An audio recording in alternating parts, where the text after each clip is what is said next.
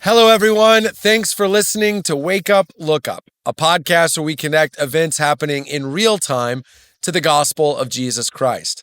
I'm Zach Wyrock, and in today's episode, we're looking at whether or not free speech is at risk in our country, and we're asking the question, can universities handle real debate? This is based on a New York Times article about the growing divide between the Trump administration and Ivy League institutions like Harvard over something called viewpoint diversity. Now, viewpoint diversity is a term that means in fostering an environment where multiple perspectives are allowed to be presented. The Trump administration believes that increasingly American universities are becoming monolithic in their viewpoints, that overwhelmingly they're presenting highly liberal positions and really, through their policies, getting rid of or even delegitimizing and even sometimes punishing any viewpoint that is in opposition. And as a result, the administration is cutting funding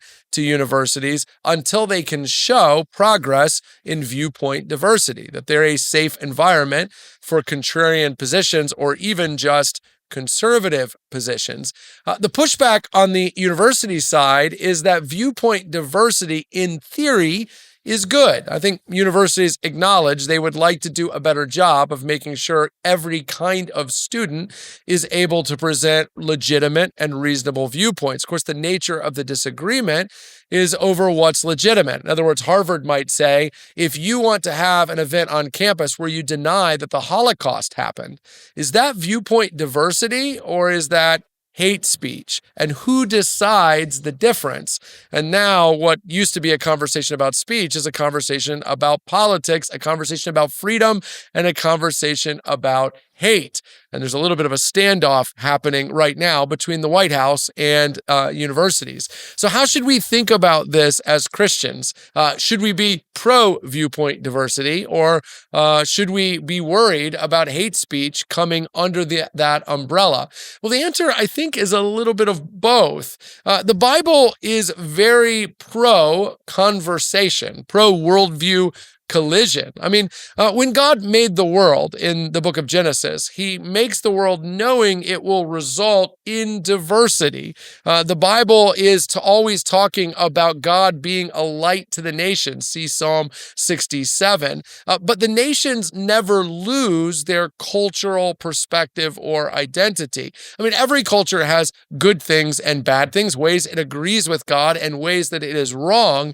But every culture also has different value systems that are not in the right and wrong category, but in the cultural reflection category. And the Bible never seeks to quiet those or diminish those, but rather bring them all under the umbrella of God's authority. One of the oft-quoted verses in the Bible is Proverbs 27:17, which says, iron sharpens iron. And as iron sharpens iron, one brother sharpens another. That goes again to the idea that colliding perspectives, challenge, disagreement, debate, argument can actually produce stronger people, stronger society, stronger ideas. And we all have to heed the words of Paul in Romans 12:3 when he says that we ought not think of ourselves more highly than we should. Viewpoint diversity is a check against the pride of me knowing and thinking all the time that I am right. If I live in an echo chamber, how will I ever know when I am wrong? So for those reasons, I think the Bible would be pro-viewpoint diversity. That doesn't mean the Bible says every view is right or moral or just or agrees with God, but rather that when ideas collide, truth always ultimately wins. But this argument is actually pointing to a greater spiritual problem. All of us would say free speech, in theory, is a good thing. People should not be punished for what they have to say. All of us would say that active political and social debate probably leads to a greater society.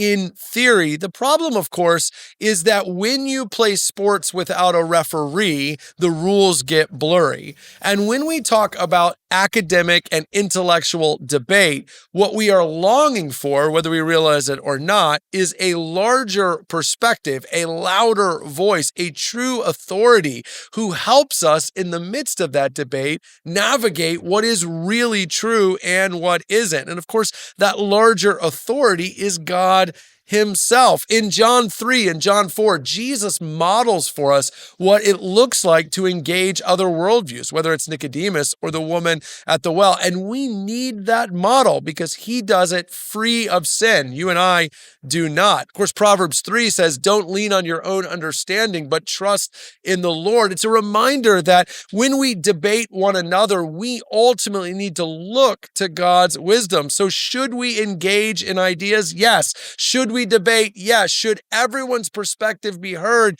Yes. But then ultimately, we've got to turn to the wisdom of God to tell us what is actually true. Free speech without a rooting in absolute truth does lead to chaos. And that's what's happening right now in our country.